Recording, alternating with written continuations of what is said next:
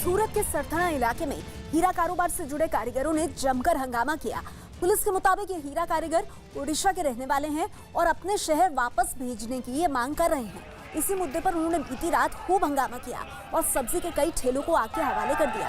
आरोप है कि उड़िया कारीगरों ने वहां पहुंची पुलिस टीम पर भी पथराव किया। बाद में पुलिस ने करीब 80 लोगों को हिरासत में लिया।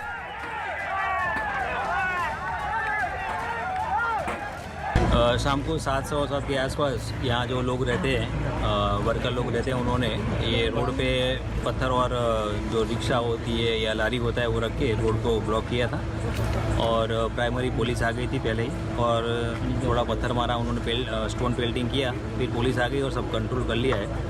अभी 60 से 70 के आसपास आदमियों को डिटेन किया हुआ है और बाकी कॉम्बिंग की कार्यवाही चालू है और आगे जो भी गुना होगा ताकि प्राइमरी ऐसा जो हमको पता चला है उसके मुताबिक उनको घर वापस जाना है, वही उनकी प्राइमरी डिमांड है। बीती रात उड़ीसा के मजदूरों के हंगामे के बाद सुरक्षा बढ़ा दी गई है। इस मुद्दे पर गुजरात के डीजीपी शिवानंद झा ने राज्य के गृह सचिव को एक चिट्ठी भी लिखी है। इस चिट्ठी में डीजीपी ने लिखा है कि अगर लॉकडाउन आगे बढ़ा तो पुलिस और दूसरे राज्यों के मजदूरों में संघर्ष बढ़ सकता है और वो हंगामे पर उतर सकते हैं। हमारे साथ इसी खबर पर हमारे संवाददाता जनक दवे जुड़ गए हैं, सीधे उनका रुख करेंगे। जनक, ये बताइए कि कुल हीरे के कारोबार से जुड़े कितने ये लोग थे जिन्होंने ये हंगामा किया और पूरा मामला दरअसल है क्या, विस्तार से बताइए। देखिए, ये सूरत के सरथाना इलाके में जो कल हमने तस्वीरें देखी वो उस इलाके में जो मजदूर हैं, खासतौर हीरा का कारोबार से जुड़े, वो जब से लॉकडाउन हुआ तब से पूरा बंद है कारोबार। ऐसे में उनको शेल्टर होम में रखा गया, तो उनकी वही मांग है कि वो अपने गांव जाना चाहते हैं। लेकिन अभी की हालत पूरे देश में उस तरीके की है कि सीमाएं जब सील की गई हैं राज्यों की, ऐसे में मूवमेंट मुश्किल है। रोड ट्रांसपोर्टेशन, सड़क ट्रांसपोर्ट, सारी चीजें बंद है। ऐसे में उनको कैसे पहुंचाया जा सकता है, ये सबसे बड़ा सवाल है। लोगों को समझाया बुझाया जा रहा है, बावजूद लोग कई दिनों से वहां पर थे और उनकी डिमांड ये थी कि उनको घर पर जाना है, जिद पर अड़े थे और उसके बाद उन्होंने हंगामा मचा था। बिल्कुल इसी तरीके से जो हमने आपने इस बात का जिक्र किया, डीजीपी गुजरात ने गृह सचिव को खत लिखा था कि अगर लॉकडाउन बढ़ता है तो इस तरीके की स्थितियां पैदा हो सकती है, संघर्ष हो सकते हैं। ऐसे में एहतियातन कदम उठाने होंगे। जहां शेल्टर होम है उनको जो सुविधाएं हैं वो सुविधाएं उन तक ठीक तरीके से पहुंचानी होंगी। उन्हें समझाना बुझाना होगा कि लोग वहां बाहर ना आए और इस तरीके से हंगामा ना करें, क्योंकि 21 दिन का लॉकडाउन और जिस तरीके से हॉटस्पॉट बनते जा रहे हैं, सूरत, राजकोट, बड़ौदा और अहमदाबाद में जिस तरीके से हॉटस्पॉट बनते जा रहे हैं, ऐसे में किसी भी तरीके का खतरा मोल लेना प्रशासन नहीं चाहता। हो सकता है जिस तरीके से आज भी आपने देखा कि प्रधानमंत्री को राज्यों ने जिस तरीके से बताया है कि लॉकडाउन बढ़ाना चाहिए, पर यह अगर लॉकडाउन बढ़ता है तो इस तरीके से जो मजदूर शेल्टर होम में हैं वो अपने घरों पर जाने की जिद को लेकर अड़े हैं, वो कुछ हंगामा बरत सकते हैं। इस तरीके का एक कॉन्फिडेंशियल लेटर उन्होंने गृह सचिव को लिखा है और एहतियातन कदम उठाने के लिए भी कहा है। बिल्कुल। जनक, एक बात बताइए, जैसा आप भी बता रहे हैं और जैसा देश में एक संभावना भी बनी हुई है हालात को देखते हुए कि लॉकडाउन की मियाद हो सकता है कि बढ़ा दी जाए, ऐसे में जो तस्वीरें सूरत से सामने आई हैं और उस परिप्रेक्ष्य में अगर गुजरात के डीजीपी की चिट्ठी को हम देखें तो ये चिट्ठी अपने आप में कितनी अहम हो जाती है? बेहद अहम हो जाती है। देखिए, लॉ एंड ऑर्डर का सब्जेक्ट है वो राज्य पुलिस के हाथ में है, लेकिन अब लोगों को भी समझना होगा।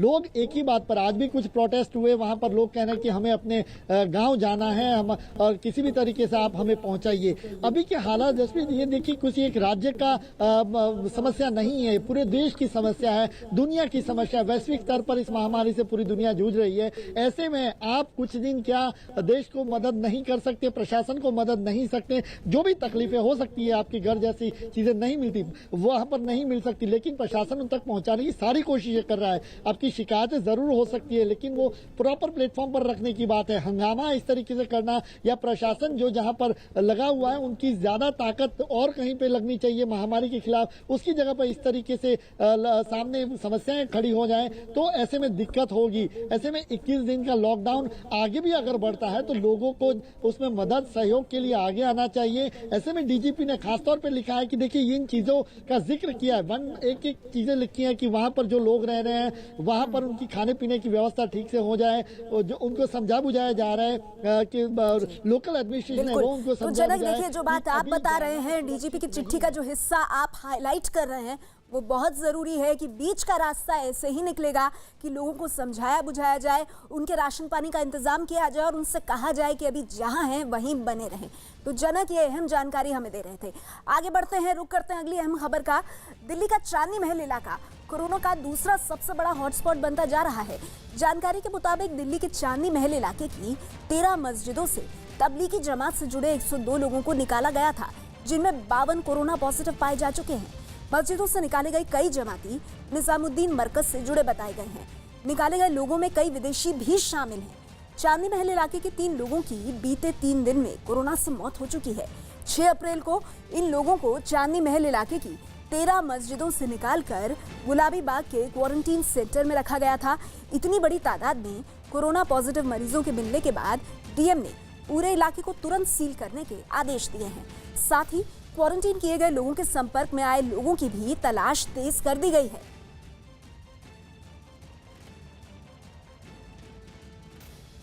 यूपी के फतेहगढ़ जेल में कोरोना वायरस के खतरे को देखते हुए खास इंतजाम किए गए हैं। यहां जेल के गेट पर आने जाने वालों को सैनिटाइज करने के लिए एक केबिन बनाया गया है।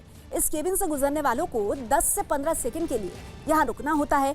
जेल प्रशासन के मुताबिक इस वक्त जेल में 800 से ज्यादा कैदी हैं, जिन्हें कोरोना वायरस से बचाना प्रशासन की जिम्मेदारी है।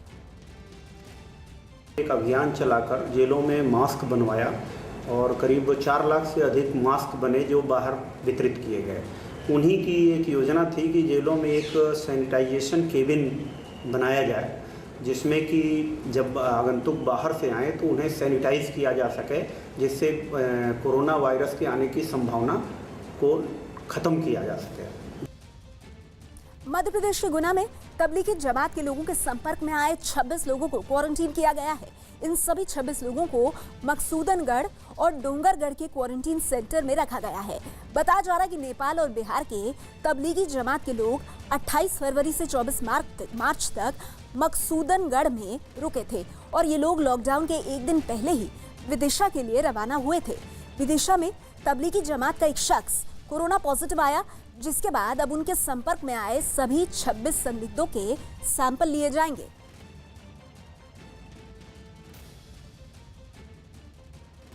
देश भर में लागू लॉकडाउन के बीच कर्नाटक के गदग में पुलिस ने आवारा कुत्तों को खाना खिलाया। लॉकडाउन में इन कुत्तों को खाना खिलाने वालों की संख्या घट गई, जिसके बाद कुछ पुलिस वाले इन आवारा कुत्तों को खाना खिलाते नजर आए। कई पैकेट में खाना लेकर ये पुलिस वाले कुत्तों के बीच पहुंचे और उन्हें खाना खिलाया। लॉकडाउन की वजह से लोग घरों से बाहर नहीं निकल रहे हैं और ऐसे में ये आवारा कुत्ते भूखे रह जाते हैं, जिनका पेट भरने के लिए कुछ पुलिस वाले आगे आए हैं।